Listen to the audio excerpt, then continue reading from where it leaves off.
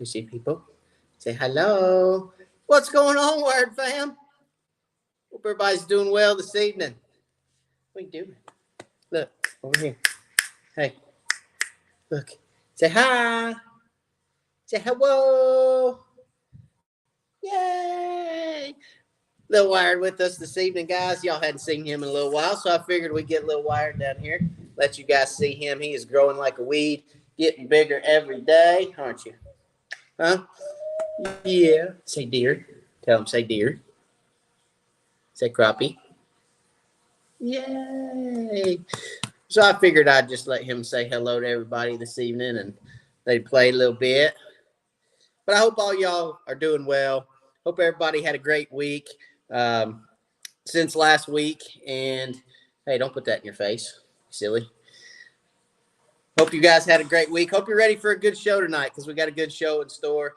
We're going to talk about a couple different things that I've seen over the last week. Obviously, everybody saw the video this past week, and I'm sure there's probably going to be a lot of you guys that have questions about the video that came out this week or comments, questions, whatever about that video. How you feel, how it makes you feel, what your thoughts are about it. You know, just there's a lot of different emotions that are floating around in the crappie fishing world right now. Well, the fishing world in general. Okay. So a lot of questions and a lot of speculation and things floating around in the fishing community. And, you know, it's good. It's all good things. You know, it really, you know, you hate to say, yeah, see, you hate to say anything, right? So, you know, you kind of hate to say that there could be good come out of this, but there can be because, you know, we learn from our mistakes, right? Ow, you just bit me. You learn from your mistakes and you really get to expand and grow because sometimes you make mistakes and you learn from them. So there's a lot to learn from this, from the cheating scandal, if you will, the tournament cheating scandal. So, you know, a lot of good things to come, I think, and the industry is going to grow. It's going to be better because of it. And there's a lot of people that are, you know, talking now and looking. All right, let me take Little Wired upstairs. Everybody say bye, Little Wired. Bye, guys. I'll see you later. Say bye-byes. Say thank you for all your prayers. There's a bunch of people prayed for you, yeah, when you were sick. All right, guys, be right back. Let me take Little Wired back upstairs.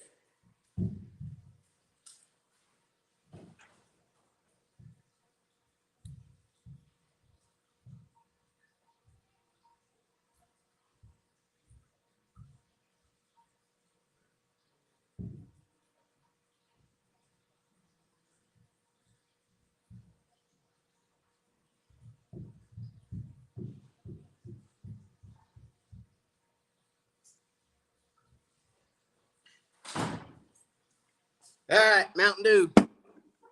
Hoorah, Mountain Dew. All right, so again, a lot of good coming from it. We're going to talk about some of that tonight, and we're also going to talk about where the crappie are, what they're doing. It's really getting ready to get good. It's really getting ready to get good. I'm excited. I'm going to be spending some time on the water. Had 2 guide trips last week. Got 2 guide trips this week. 2 guide trips next week. You guys know I just got on Saturdays and Sundays because I do work a full-time job. So guiding on Saturdays and Sundays. Booked Saturday, Sunday for the next couple weeks. So got a tournament, East Tennessee Crappie Club tournament on the 15th on Chickamauga. That's going to be fun. And a lot of guide trips. So I do have some openings and some availability if you're looking for a guide trip. If you're coming to East Tennessee, live in East Tennessee, or just want to come down and fish with Wired, there are opportunities. I do have some open trips. I do 4-hour trips, guys. I run 4-hour trips, so I could actually book 4 in a weekend if I really wanted to work myself to death, which you guys know I kind of like to do. I kind of like to work to death. My wife told one of our friends the other day that if I'm not working, I'm working. And if I'm not doing that, then I'm asleep. So I like to work myself to death. And, hey, I love fishing with you guys and putting you on fish and watching you catch fish. So anybody looking for a trip, you can book a trip on wiredforcrappie.com. That is my website, www.wiredforcrappie.com. There's merch on wiredforcrappie.com. There are guide trip photos, all the info for the guide trips. I guide on multiple lakes, okay? So I don't guide on just one lake. I guide on multiple lakes in East Tennessee. And if you're looking for a specific lake, you book a trip, put your phone number in there. I'll give you a call. We'll talk about what lake you want to fish. We'll talk about the lakes that are fishing good. I'll tell you which ones are fishing good. And if you say, no, I don't want to fish any of those, I want to fish Loudon, then we'll go Loudon. We'll go where you want to go. If you're local and you have a home lake and you want to fish your home lake, I can do that. It's not a problem. So hit me up, okay? You can book those trips, wiredforcrappie.com. My calendar's on there. You can check those out. Or you can send me an email, okay? info@wiredforcrappie.com. You can send an email through wiredforcrappie.com.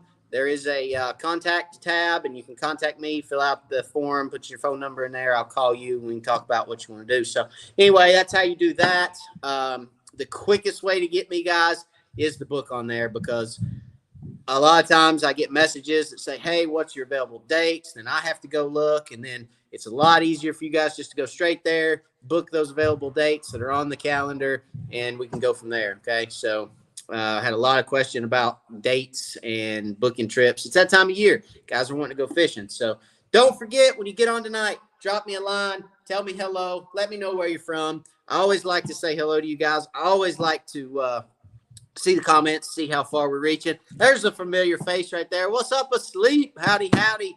Service is done. Time to get on YouTube. All right, buddy. What's going on, Chris? Welcome, welcome. Let's see. Who else we got on here tonight? Oh, I'm way behind. Josh Sanders, good evening, good evening. Daryl Quarles, what's up from Birchwood, Tennessee? Danny Rock from LaGrange, Georgia. Hello. Heidi Clark, how are you, Laura, and the boys doing? Well, Little Wired was on here just a little bit ago, so if you missed Little Wired, he was on the first of the show. I did have Little Wired on tonight. You guys hadn't seen him in a while, and you guys, there were so many prayers and so much outreach and so many people that kept lifting him up when he was sick and in Children's for his stint that he was there. I think he was there for about 10 days, and there was a lot of you guys that kept him in your prayers, kept lifting him up. So I wanted to bring him on. You guys hadn't seen him in a little while. Thank you again to everybody who followed along in that and prayed for him, because he is doing outstanding. I mean, he's a healthy baby. He is just happy as can be. Rarely ever cries unless he's hungry or sleepy. It's about the only time you ever hear him cry. So he's just a great baby. He really is. We're blessed. We're blessed to have him. And if you missed him at the beginning of the show, you can go back after the show and take a peek at him. So he was, putting stuff in his mouth and poking me in the eyes and all that good stuff at the beginning of the show. So go back and watch that if you missed it. But Heidi, everyone is doing good. Thank you for asking. I appreciate that. Every week Heidi asks, and I appreciate you, Heidi.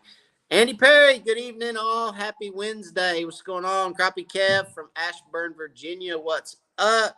Joseph Thaxton from Macon. Hello, hello. Jimmy Pratt. Hello, go Vols. Yeah, we're not getting into football talk tonight, Jimmy. You ain't got enough time for that. All right, Tom A. from Pennsylvania. Hello, Matt. What's going on? Big O. Hello, Matt. And Wired fan from Clarks Hill Lake. What's up, Big O? Heidi's seen him. He is so cute. Say Crappie. Lots of laughs. That's right. That's right. He says dad, and he says deer. He goes, deer. I hadn't got Crappie out yet. He goes, ka. I hadn't got Crappie. I'm working on him, though.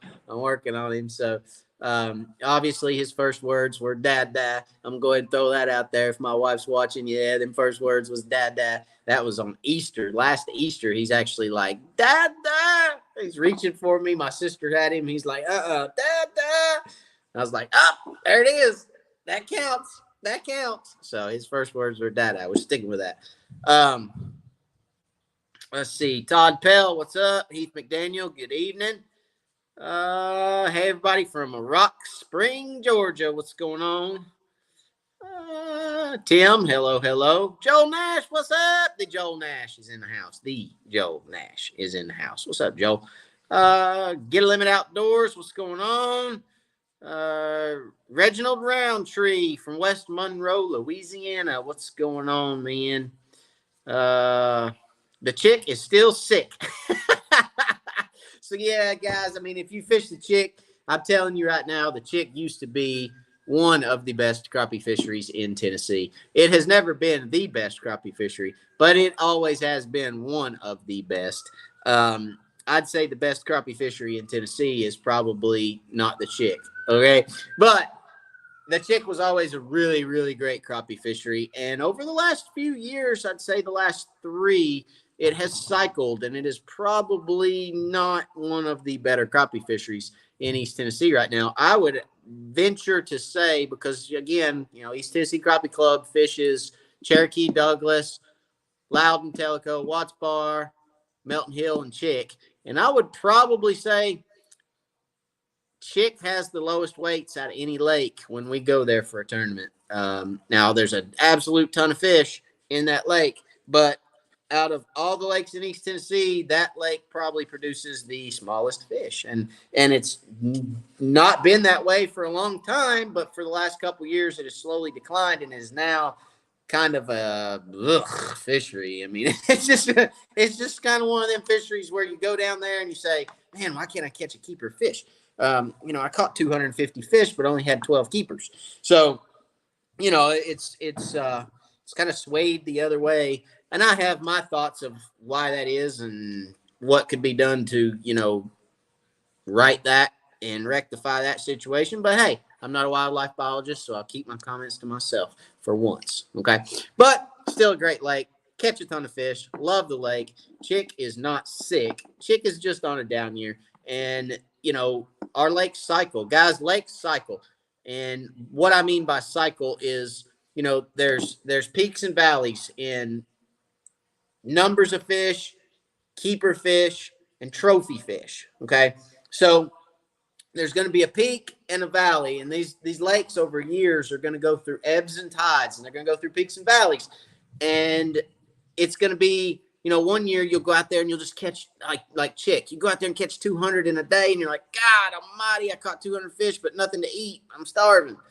And, 10 inches is legal in Tennessee. So, I caught a bunch of 9-inch fish. What's going on? What's going on? And then the next year, you catch a bunch of keeper fish. It's just keeper after keeper after keeper after keeper. And then 2 years from then, all of a sudden you're catching, just mondos, just monsters all the time.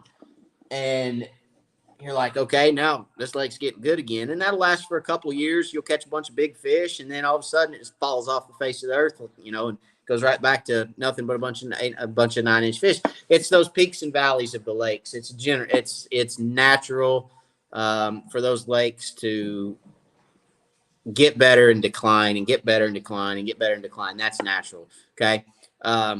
TVA, a lot of guys like to blame it on TVA. They say TVA, floods our lakes and drains our lakes, the rise in the fall and the lake levels in the spring has an effect on the crappie. And I'm not sitting here saying it doesn't. It does, okay?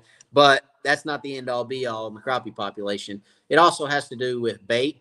It has to do with shad die-offs. It has to do with, because we do have a shad kill or shad die-off, every year, the shad die off, and it has to do with the amount of bait fish in the lake, and it's a lot of different things other than the spawn. Spawn is some of it. Okay, you got good spawns and bad spawns, but that's not all of it. I'm sure that's that way on y'all's lakes too. These oxbow lakes and these river chains and things like that don't fluctuate as much, and they have those. Like down in Louisiana, Mississippi, some of those different lakes down there, like the little oxbow lakes and stuff, where they don't have huge drawdowns, they don't have, rises and fall in water level in spring and fall. They may have a higher concentration of higher concentration crappie. The population may be higher because they have that opportunity to spawn. And a lot of times, like take Douglas, for instance. Douglas, they drop that lake 30 feet. Trust me, there's never going to be grass in Douglas, guys. Sorry to tell you. It ain't going to happen. Now, up in the river in some areas, possibly, but for the most part, you're not going to see grass in Douglas Lake. And if it's there, it's not going to be there long because grass isn't going to grow in 30 feet of water. And if it does grow up there in, 6-8 feet in the summer, when they drain the lake, it's going to kill it, right? So, lakes like Chick that have a lot of grass in them, because Chick has a lot of grass in it, okay, and they don't draw it down that much, so that grass continues to grow over the years if they don't kill it. But lakes that have that grass in them typically have a higher population of crappie because there's more area for them to hide. And especially black crappie, which Chick is full of black crappie. It is absolutely schlum full of black crappie. Black crappie like grass. They like to spawn in grass. So that's why you have that high population. Chick used to have a good population of white crappie in it. It does not anymore. You could go down there and catch 50-50. You could go down there and catch 50% whitefish, 50% blackfish. Now it's 90-10. 90% blackfish, 10% whitefish. And that's because of the grass, and that's because of the high populations of crappie. And you know, the black crappie have more area to spawn down there than the white crappie because white crappie like wood. So, you know, they spawn on shallow wood. And, you know, there is a lot of shallow wood down there, but not as much. And, you know, the white crappie population down there suffered in the last 5 years. So a lot of things going on with that lake. But it is a good lake. Okay. So Joe, it's not sick. It's just, well, maybe a little sick. Maybe he's just got a cold, but she'll come back. She'll come back. Ashley Coffee, what's up? God bless. How's it going? How's it going?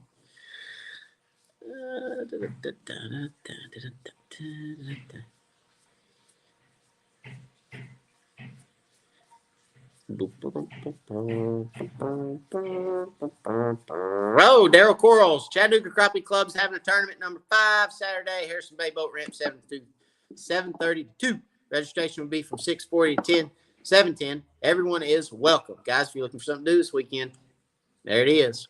You got something to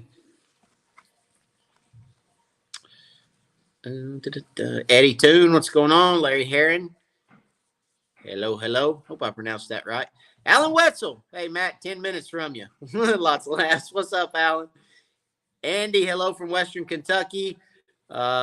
Became a first-time grandpa this morning. Hey, congratulations, man.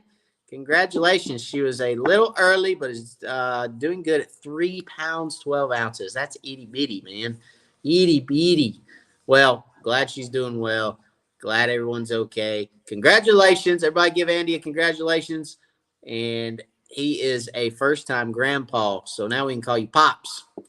Pops. We're going to call you Pops for the evening. All right.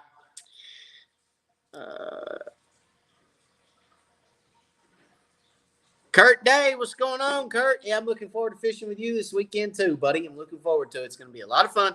We're going to have a blast. I'm going to be hollering at you probably tomorrow. Okay, so we got a couple more things we got to talk about. Holler at you tomorrow, and looking forward to it for sure. Jonathan, hello from Bee Springs, Kentucky. What's going on? Larry Merrick. So who convinced Andy from ACC to move to Maryville? You or Blake? Well, for the sake, I plead the fifth. How about that? I plead the fifth. I plead the fifth. That's right. I plead the fifth. I can do that, right? Yep, we can. All right.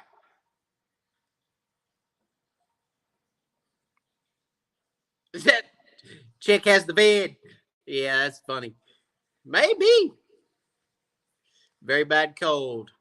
I'm headed to the chick Saturday, and you're not making me get excited about it.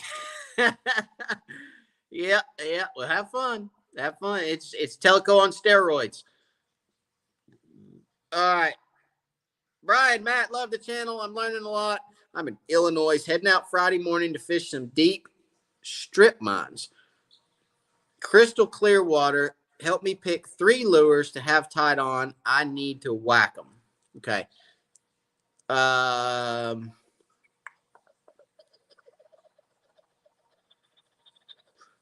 Crystal clear water. A bonehead stump bug in black and chartreuse. A bonehead stump bug in blue ice. And a bonehead stump bug in moon dust. Those would be my 3. I would start with moon dust. Then I would switch to blue ice. Add a little color in. Then if that didn't work, I'd flip over to black and chartreuse and whack them on that. Black and chartreuse works in any clarity of water, okay?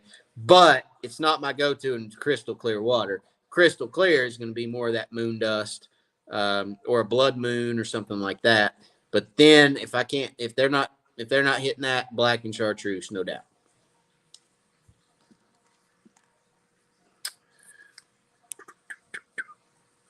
Bid Kid, what's going on?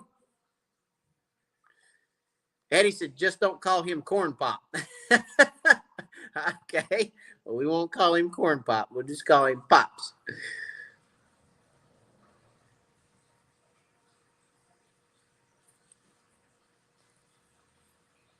Andy, you going to try any of the new Z-Man micro finesse baits? I don't know. I hadn't really looked at them, to be honest with you. I will look at them. And, if I like them, if they fit my eye and they fit the profile that I like, sure, I'll try them. We'll give them a go. Worst case scenario, we don't catch anything on them. So, yeah, I'll give them a shot. Z-Man micro finesse baits. I'll look them up. And, there's a lot of companies that are moving in. So let's talk about, again, the title for this is what's happening in the fishing, what's happening in the fishing, what's happening to the fishing industry, what's going on, especially with crappie fishing. I guess we'll keep it, wired for crappie specific and stay on crappie for now. But, let's talk about a little bit about what, some of the changes that you're starting to see. You're starting to see, for the longest time, there wasn't a whole lot of players in the bait industry for crappie, Bobby Garland, some of the staples, if you will, kind of the Bobby Garlands of the world and the Southern Pro Hot Grubs and, the Mr. Twisters. You didn't really have a whole lot of choices 10 years ago. 10 years ago, you didn't really have a huge selection of crappie baits to go out there and choose from. And now you're starting to see these other companies get involved in crappie fishing. And I believe that, first and foremost, LiveScope has a lot to do with that. The additional anglers that are being brought into crappie fishing with LiveScope and the new technologies. And, 10 years ago, I was having conversations with guys going, how do we get the younger crowd involved? Because I was 25 years old and, I'd started a crappie club at 25, which is extremely, 10 years ago was extremely odd or rare because most all crappie fishing or fishermen 10 years ago were 40 plus, okay, or at least 35 plus. So me at 25, everybody's like, why aren't you bass fishing? I'm like, because I can't stand to bass fish anymore. It's just too much like work for me. So I want to do something that's, I can slow down. I want to slow down. I want to have fun. I want to catch 100 fish a day. I don't want to go out there and catch 3 and cast 150 times. I just want to go out there and have fun. So, that's what did it for me. And, we used to have conversations about, hey, how do we get more young people involved in crappie fishing? How do we get more young people to come to tournaments, to get involved, to, help build the sport, to, have new ideas and kind of get everything moving get crappie fishing moving in multiple directions. Okay. Well, now that's happened. And LiveScope had a lot to do with that. Okay, there's a lot of young guys that you guys have probably already seen. You guys already know. There's a lot of young guys that are getting involved in crappie fishing and the sport of crappie fishing, and it's good for the sport, But crappie fishing over the last 20 years has had its time to just percolate, if you will. It's had its time to just slowly brew and grow, and it grew a little bit at a time, and it grew a little bit, and it grew a little bit, and then all of a sudden this onslaught of people come to crappie fishing, and all of a sudden it just starts blowing up, and the growth is so rapid that there is a lot changing, and there is a lot moving, and there is tournament trails are switching hands. You got 3 major trails. They're all owned by the same person now. You've got all these now that they're owned all by the same person. You've got all these different little pop-up trails that are coming and all these guys that are backing out of those trails and creating their own. So you're getting to see kind of what bass fishing, it's exciting. It's exciting because this is what BASS went through back in the 80s and the 70s. This is what BASS went through. And yeah, I know I wasn't born back in the 70s. Come on now, I ain't that old. But, I've read the heritage and I understand how bass grew up, and the growing pains that BASS went through. That's what you're starting to kind of see from crappie fishing now. So, you're going to start seeing some growing pains. There's going to be pains along the way, guys. And, I had to have a serious conversation with myself here a couple of weeks ago with everything that's transpired that I know of and everything. I've kind of got a little down on myself with crappie fishing. And I kind of went, hey, I see this going way of the bass. And it was a little bit concerning for me. And I just thought, man, do I really want to do this? Do I really want to go through this again? I got away from bass fishing for similar reasons. And, it's kind of one of those things where I thought, you rather make a decision to turn away or you embrace it. Right. And I feel like if I want to be great, I need to embrace it. So we're going to embrace it and we're going to run with it. And we're going to hopefully help be part of some of the solutions for, the growing pains. Hopefully be involved enough to where, when stuff comes up, we can help make those decisions and help steer and point guys and say, hey, this is, what my 2 cents is. And, I'm looking forward to it. It's going to be a lot of fun. I've had conversations with my sponsors over the last several weeks, and there's a lot of good stuff coming. There's new baits and new rods and new lines and new thises and new that's. We talked about the one-piece rods from ACC last week. There is all kinds of new stuff. And as long as crappie fishing continues to grow, guys, there's going to be people out there that create new products. Okay?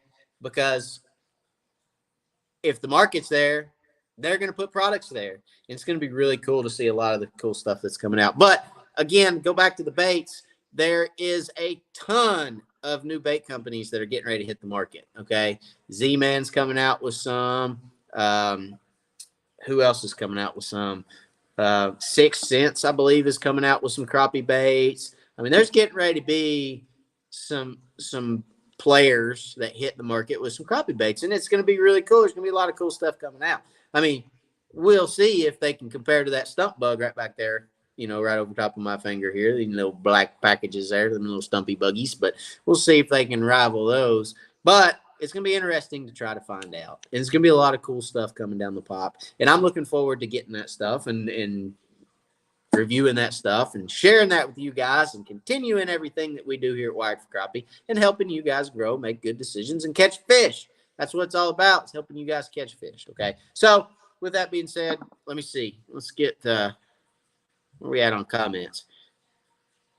Jeff White, how's the crappie bite on the bar? Well, it's pretty good. Still a lot of fish that are sluggish. Still a lot of fish that aren't really in that feeding pattern yet. But, you move around enough, you catch enough fish, okay? They're kind of still stuck in that that late summer pattern. They really hadn't hit fall stride yet, that feeding time. They really hadn't hit that yet. It's close. They're getting extremely close, okay? But really hadn't got there yet. So, you pull up on a brush pile, there may be 30 fish there. You may get 4 to bite, and then you got to move to the next one. That's kind of how that late summer pattern is.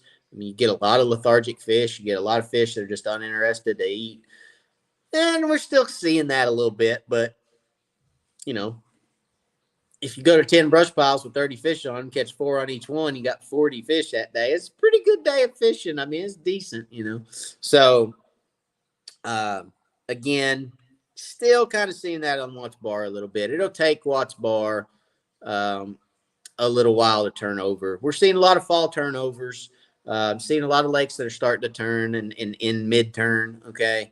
Tellico is turning right now. I was down around Notchie Creek last weekend, and it was just coffee. And when the water down there turns coffee, it's just that. I mean, you look down, it looks like coffee in your coffee cup. It looks just like that. That's the lake turnover, and It generally lasts through October, before the fish kind of get flipped back around and righted. But they will. They'll get flipped back around, and come November they'll be rocking and rolling. Now, can you still go catch fish? Absolutely, you can still go catch fish, but you get down there around that I guess it's upper end. You get up there around the upper end, and you get in that coffee water. It does get a little trickier. Those fish, that turnover gets them. They get all kind of fouled up. They don't really know what they want to do. Go up, go down. Lake's turning over. There's so many different layers of water that are flipping. It just kind of messes the fish up a little bit, but you can still catch them. Don't get me wrong. You still go catch a good bag. Okay. Matt, I'm getting older, harder to see, to tie on jigs. It seems the non-painted are easier to fool with. Does color really matter? Are plain metal just as effective? Painted ones are often clogged. I fish with an unpainted jig head 50% of the time. 50% of the time I'm fishing, it's with an unpainted head. There are times where, so when I tie rods up to go to a tournament, I typically tie half of them with a painted head and half of them with a non-painted head. So to answer your question, no, it doesn't matter. I mean, I catch just as many on an unpainted head as I do a painted head.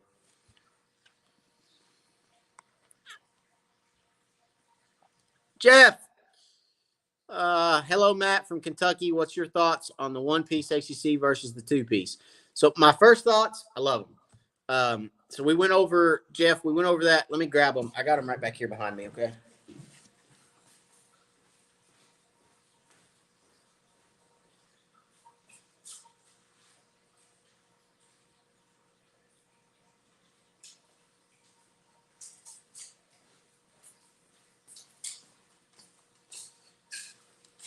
All right, so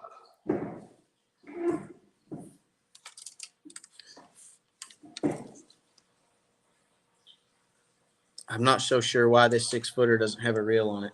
It's kind of throwing me off. Anyway, all right, so two-piece, 6-footer, okay? Again, two-piece. There's joint, 6-footer, and there's your reel seat, okay? The thing about the one piece that I think I like the most is the new reel seat, okay? So if you look at this reel seat compared to the new reel seat on the bottom, old reel seat on the top, okay? As you can see, there's variation here of cork, okay? So when you're holding that, your hand is not flat. There's a variation in depth of all this, okay? So that's probably about where you're going to be when your reel's on there, and you've got all these threads. So when you're holding on those threads, okay? So you're holding that rod like this. That's the way I hold it. I put rather the reel goes in between these two fingers or the front two fingers. That's typically how I hold my rod, typically front two fingers, okay? So that's how I hold my rod. So I'm holding on threads right here. I'm not anywhere on the cork for the most part. I mean, I can put my finger up here and feel the cork, but with the new reel seat, okay, the new reel seat on the one piece, when I hold this rod, I'm holding on cork. I'm on the cork. Cork comes all the way back here. I'm holding on cork. This is all one piece, okay, one level, if you will, where this has dips in it between the cork and the handle. This does not. Okay, so I'm on the cork the whole time. It's a little bigger in my hand. It fits my hand good, and for that reason, I like the one piece better. Okay, I like the one piece ACC better. I think they did a great job with it. I think they did a great job with the. Now, I will say this: don't throw your two pieces out. Okay, I'm still going to fish with my two pieces, but I do like the one piece reel seat a little better. As far as the rod's concerned, it's the same rod.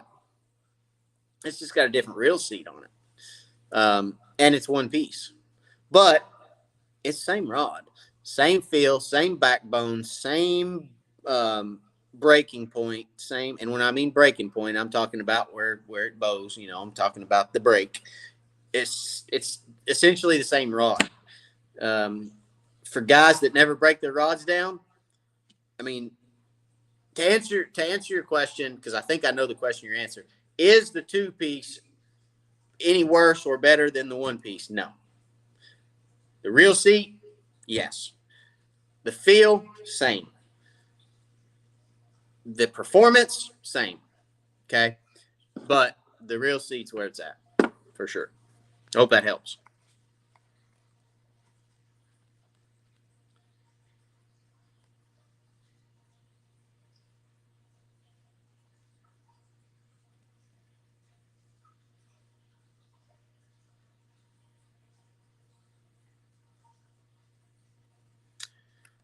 Hey, Matt, can you get ACC to make a 6.5 foot with a super grip? I can ask. Yeah, absolutely. I mean, we can put in that request. I would love to have it with a super grip. Um, as a matter of fact, I probably shouldn't do this. Don't tell anybody I did this, Chris.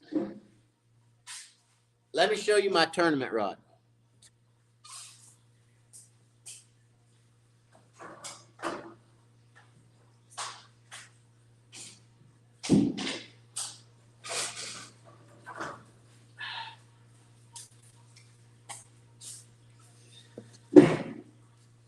That is a 6.5. Okay, this is a 6.5 foot two piece ACC with what you want, the super grip, and it's a Tennessee handle. So solid grip all the way. Okay, and I love it. This is my tournament rod. This is look. You can't go buy these. This is a prototype, but they're considering it. Okay, so I'm not going to tell you anymore. I'm not going to say you can buy them in 6 months. You can buy. I don't know. It is a prototype. I was lucky enough to get a prototype to try out. Okay, so I show you that because keep your eyes open. Send Andy an email. Tell him you want a 6.5 with a super grip.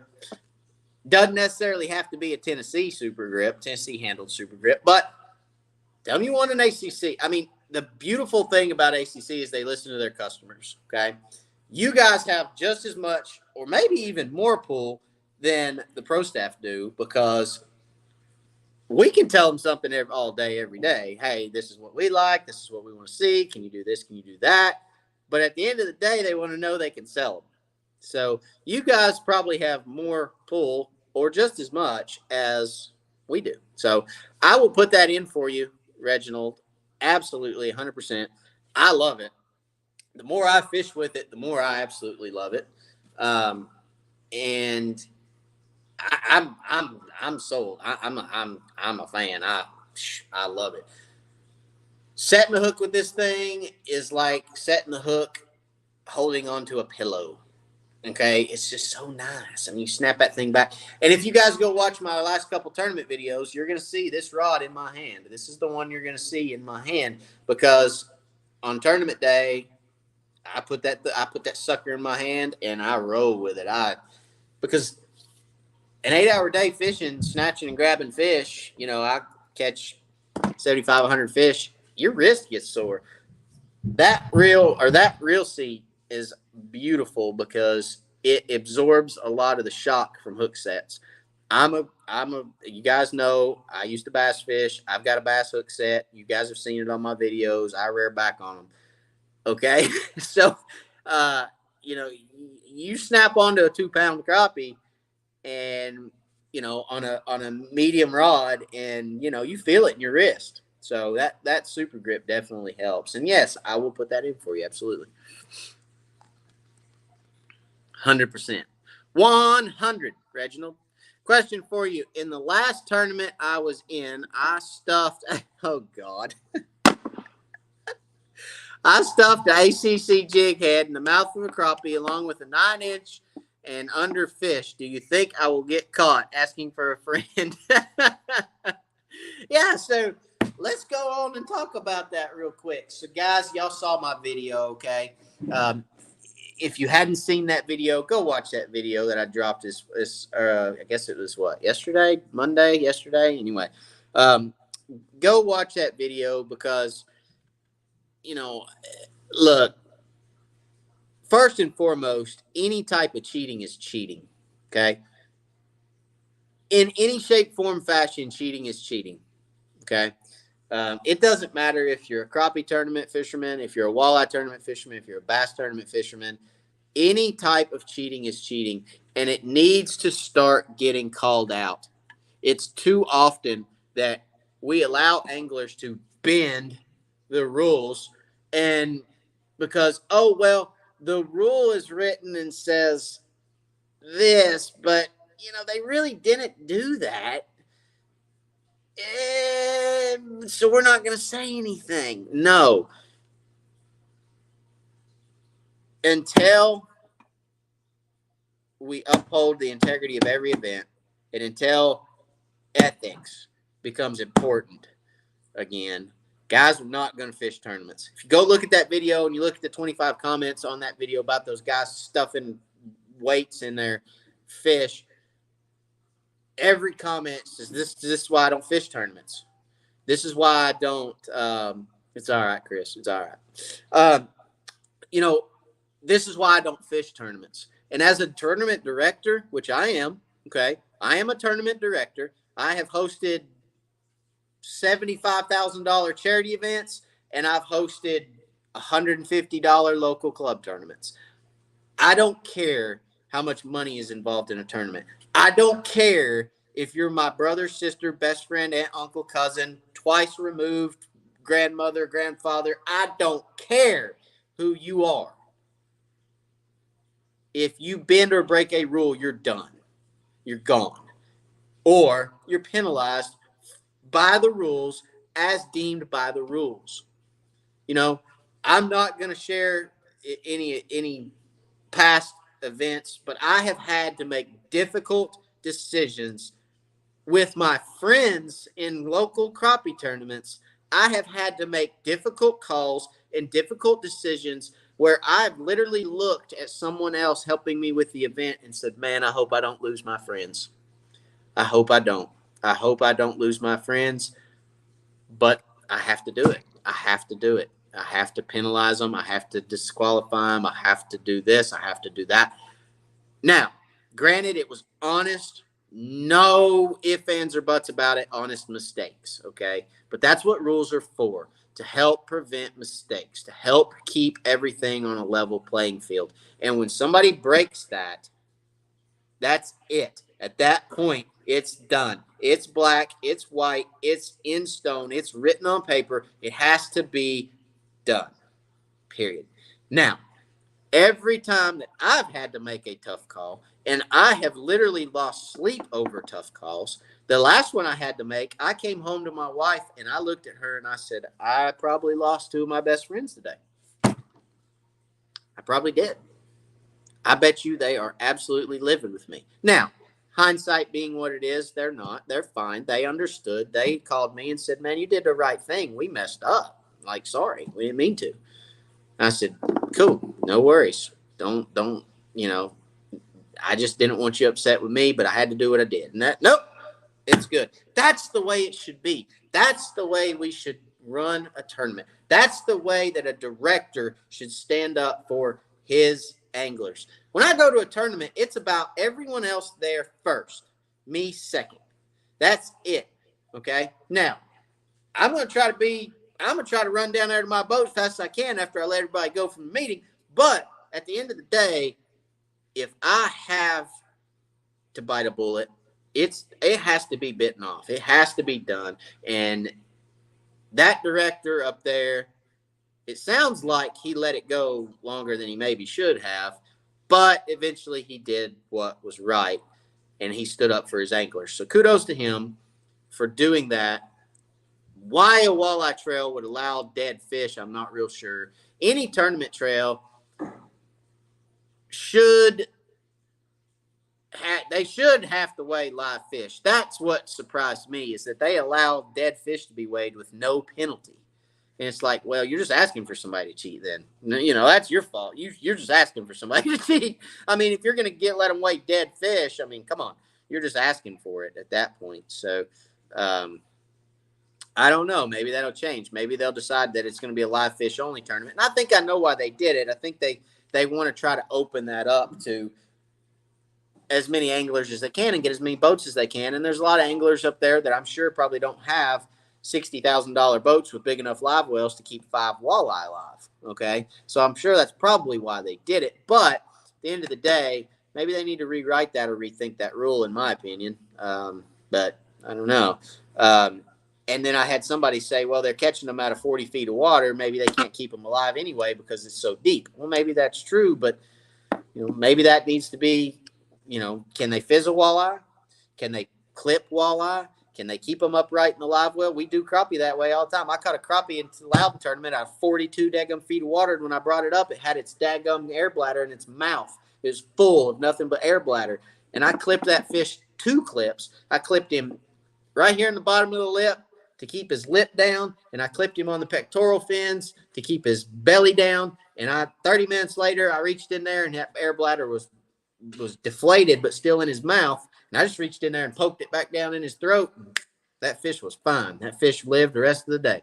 So, there's ways to keep fish alive, guys. You've got to care for those fish. I baby my fish. When my fish hit the boat, I'm telling you right now, those fish are baby. They're pampered.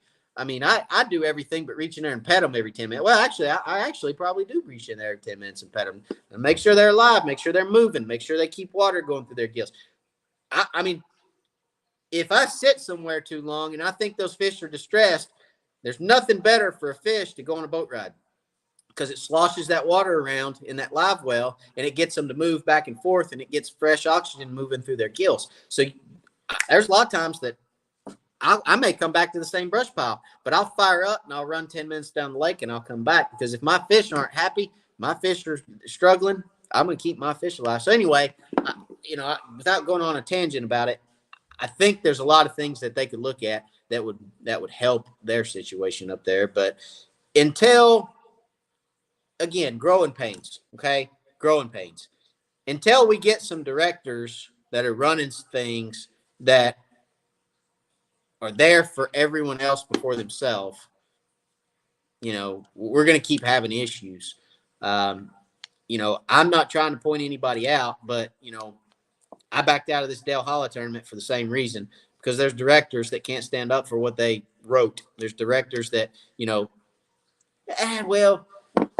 it's technically a bend of the rule. That was what they told me. It's technically a bend of the rule, not really a break in the rule. So, we're not going to do anything about it. Yeah, okay. Whatever. But nonetheless, we need, as crappie fishing grows, we need people that are going to stand up and they're going to make those hard calls when those hard calls have to be made. So kudos to the director up there that made that call and found that in those fish. And now I'm sure everyone in that trail, now there's probably some guys that said, wish you would have done it earlier, buddy. But there's also probably a lot of guys that are like, thank you. Thank you. They're done. They're caught. They're cheaters. They're out. We don't have to worry about it anymore. Now let's move on and let's fish. Unfortunately, it took national attention, and there is a ton of people that now know about it. And that's a black eye for the fishing community as a whole. Not just for walleye, but for crappie, for bass, for bluegill, for flounder, tarpon, sailfish, marlin, whatever tournament it is. There's a black eye on fishing right now because it happened. It happened. That's just like baseball, game fixing in baseball. How big of a black eye was that for baseball when, there was game fixing going on and all that stuff. So, it's a black eye, but fishing is large enough. There's enough good people involved in the sport. It'll bounce back. It will. And I'm looking forward to the future. I'm looking forward to some good things coming down the pipe. I'm not going to get involved, or I'm not going to get real deep into that because I don't want to say anything as of yet. But there's a lot of good things coming. A lot of good things.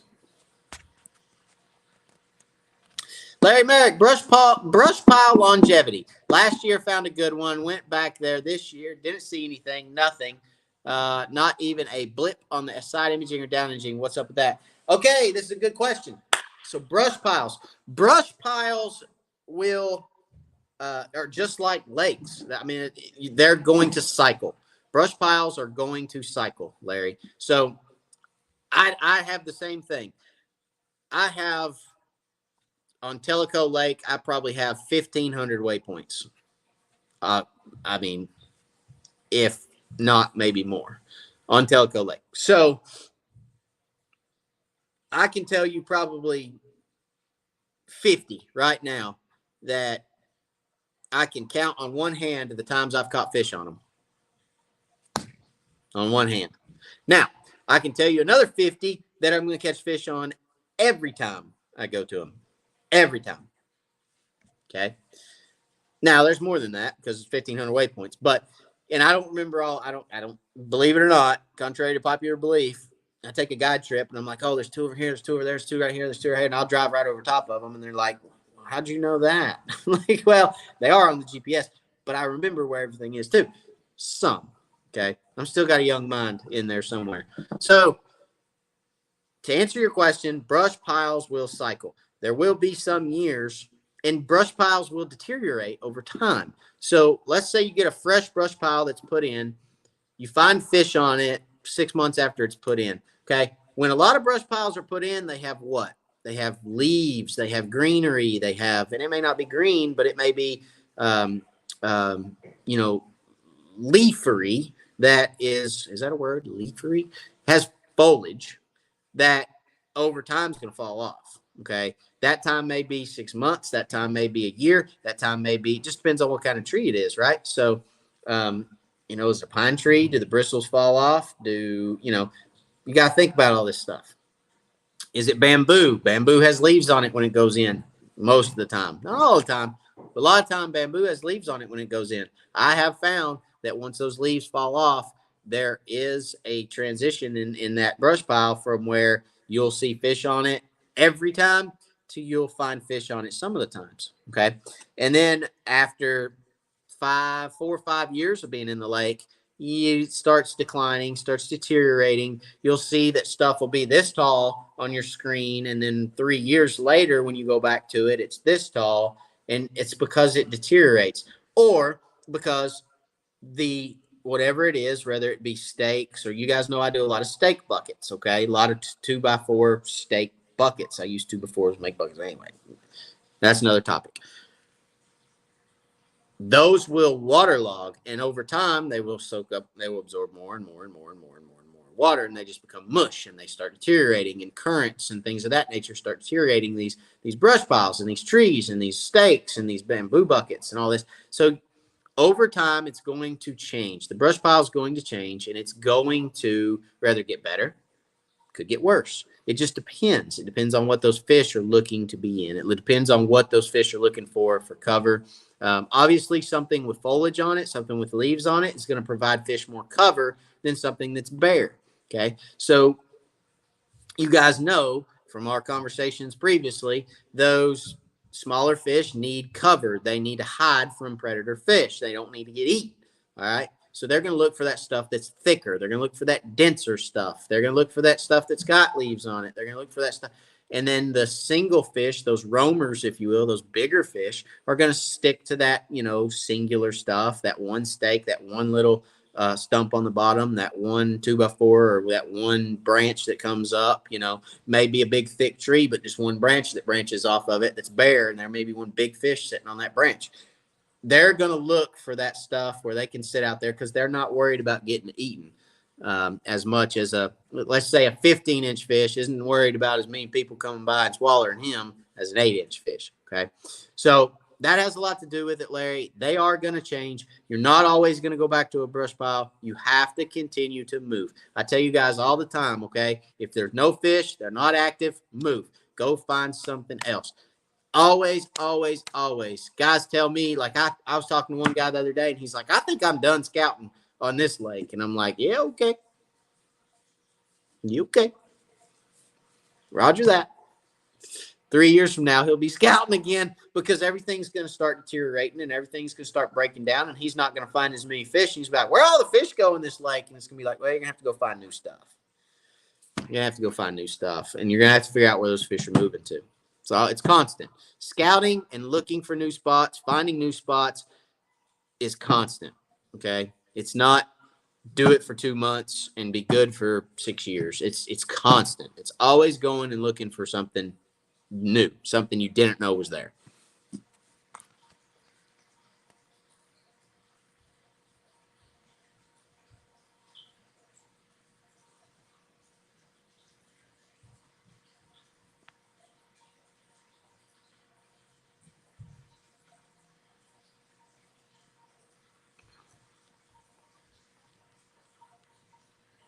I lost my spot, guys. I'm not frozen. I'm trying to find my spot. Oh, come on, Larry. Super Grip Pro Staff Rod. Andy moving in next door. Coincidence? No. Those I got that before he moved. So there you go. Texas Crappie Assassin, what's up? What's up, man? What are you into? Hope you're doing well.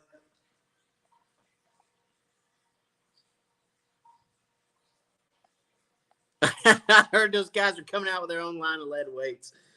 Man, the memes for these guys have gotten ridiculous. I mean, I saw a fried pair of pliers the other day. It was just like, goodness gracious almighty.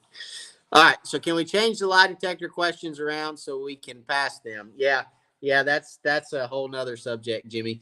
You know,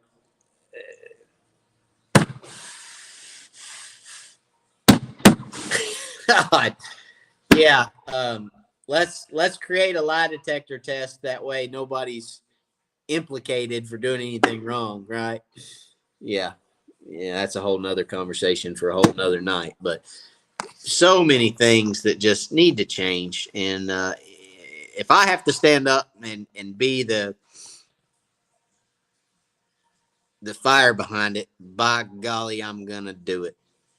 It's just who I am. That's just what I'm here for. I'm here to make. If you want me involved in your tournament, just FYI, you want me involved in your tournament, you better be on the up and up. You better have your ducks in a row. You better have your stuff together, and you better be able to make a tough call if you have to make one. You better be able to make a right call if you have to make one, because anyway, you're gonna lose me. You're gonna lose me right then and there. It's gonna be right then and there. You're gonna lose me. So, and I don't care if it's, like I said, your mother, your brother, your sister, auntie, uncle, cousin, or your friend up the road. You better make the right call, because that's what you have to do if you're going to run a tournament. Okay.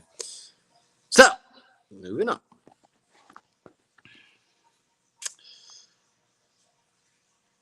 Keeping them alive is the most important thing in tournaments. Agreed. Boat officials would help weigh them and release. Yeah, they would. Keeps everyone honest also. Yeah, it really would. I mean, could we see in the future, tournaments bringing in boat officials, period? I would love to do it. I would absolutely love to do it. I have personally considered with East Tennessee Crappie Club doing an officials tournament and putting an official in the boat and weighing fish. I've considered doing it in the boat. But you also kind of have to be careful, because not every angler carries insurance. So if you're going to do something like that, you're going to put somebody in the boat with another angler. You got to be careful with that too, because there's liability involved. And, you can't mandate people to get insurance, but you can on some trails. On the larger trails that are paying out $75,000 a tournament, sure, you go buy insurance. But the trails, the local club trails and things like that, it's hard. Liability waivers, obviously, you can have them sign liability waivers, but we all know what that's about. That's a piece of paper and a pen. That's a piece of paper and ink that may save you, may not. So, anyway, yeah, maybe that will come one day, but we'll see. I don't know.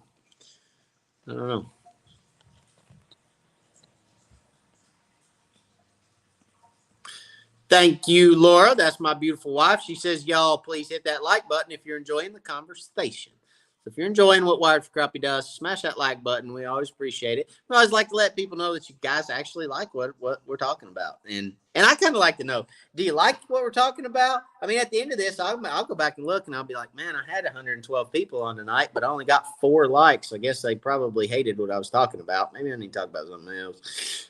But and then I'll get some comments and be like, great conversation. Loved it. Thanks for doing it. And I'm like, okay, well. So smash that like button, not for just me, but for everyone else that's going to look at this later and see my ugly mug on a live with all discount codes on it. And they're going to go, why do I want to watch that? How do I even know that's any good? And they're going to go, oh, well, there's 115 people liked it. So yeah, let me watch it for a minute. You see what I'm saying? You know what I mean? You know what I'm talking about. All right. Jeremy, he says, watch Big Water Podcast, interview with the LEF, or Loot, they call it, Loot Tourney. He lays it all out there. They gave them several lie tests, had cameras with them in past tournaments. Yeah, I mean, he laid it all out there, but at the end of the day, I mean, they failed one test, then went over and passed this test because they said the test was wrong. So they put them on another test and they passed it. Okay. And then yeah, I mean, there's several different things over time that were fishy, if you will, for lack of better terms, fishy. But hey, at the end of the day, they're busted, they're caught. Cheaters get caught eventually. How long have they been doing it? Nobody really knows. You can speculate. You can tell, hey, they've been doing it since the beginning. Well, I'm sure when they first started, they were honest. I'm sure it just got the better of them at some point. And, sometimes that happens to people. And it's unfortunate. It sucks. And, I pray to the good Lord above it never happens to me. If I'm sane and my mind isn't corrupt and I hadn't lost my freaking mind, it won't. But, it's one of them things that, unfortunately, sometimes guys make bad decisions. They made one. Don't know how long they made it beforehand, but they made it that day. Okay. Cheating's cheating, guys. Plain and simple. Doesn't matter if it's stuffing weights in fish or, I shouldn't say that. Doesn't matter what it is. Cheating's cheating. Wrong is wrong. Right is right at the end of the day. Okay.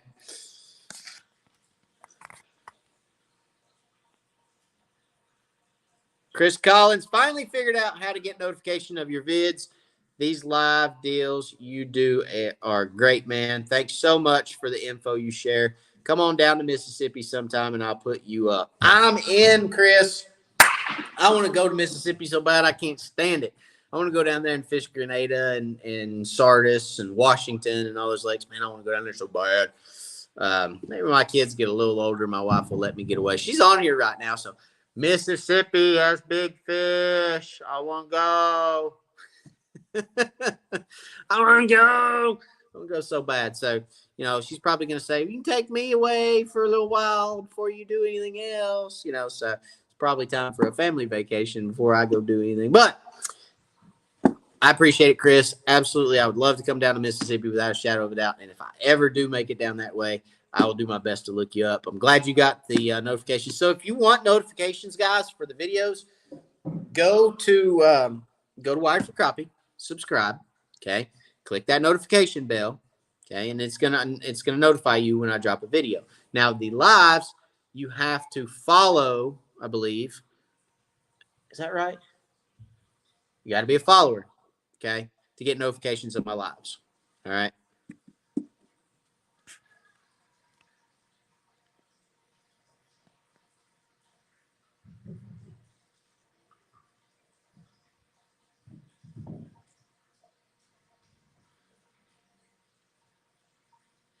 Jeff Johnson, have you used any of the Z-Vibe hard baits for crappie? Trying to figure out what color would be closest to gizzard shad. I have not. I've seen them. I actually have a few, but I haven't used them. As far as gizzard shad is concerned, I'm really not sure what color would be closest to gizzard shad. No, I was going to say, no, it's not. I'm not real sure on that one either, to be honest with you. I'm going to tell you the wrong one. Larry Merritt, thank you, buddy, for the super chat. I appreciate it. Super sticker. Thank you, Larry. I appreciate it very much. It's a blessing to me in this channel. Every dime that comes in on a super chat or a super sticker, guys, goes right back into crappie fishing, goes right back into making great content for you guys. I mean, it ain't cheap. I just had a GoPro go down the other day. I had to buy a new GoPro. So that's why I've been kind of one camera angle here lately, because I had a GoPro go down. I bought my drone, and then right after I bought the drone, I got I blew out a camera, so I'm gonna go buy a new camera. But anyway, it ain't cheap. It ain't cheap doing it. The software and everything else that's involved in it.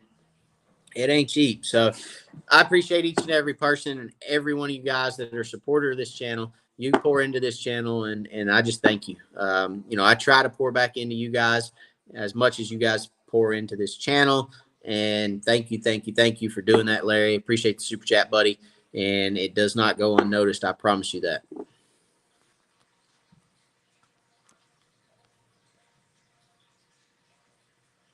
$91 people in here now and only 28 likes, people. Hit the button. I've used his discount codes and owe him a bunch of likes for sure. Thanks, Chris. I appreciate it, buddy. And I'm glad you guys got to use those discount codes. Look, those discount codes are there for you guys to take advantage of so that you guys can save some money on your fishing products. Okay? So use those discount codes. Take advantage of them. Save yourself a little bit of coin on those baits and on that stuff. That 15% off Bonehead Tackle, that Crappie 2022. I mean, come on. Braid's expensive. If you're a braid fisherman, you need to check out Bonehead Tackle Braid. B-Power Braid, 12-pound braid. You need to at least check it out. You can save 15% on it.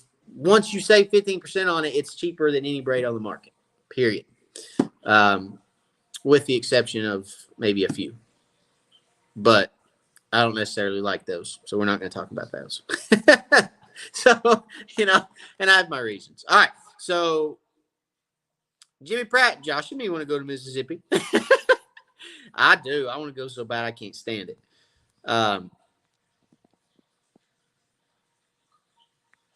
Eddie Toon, thank you, buddy. That's right. Costs nothing to show respect and appreciation. Thank you, guys. I appreciate that very much. As always, I appreciate you guys for what y'all do. All right, so I think we're going to call it for this evening. Been on a little over an hour. We try to keep the lives to an hour because I know you guys got to go to bed. You guys got work and kids and all this other stuff, just like I do. So we're going to call it. We are going to see you guys next Wednesday, same time, same place, 9 o'clock, right here. Don't be late.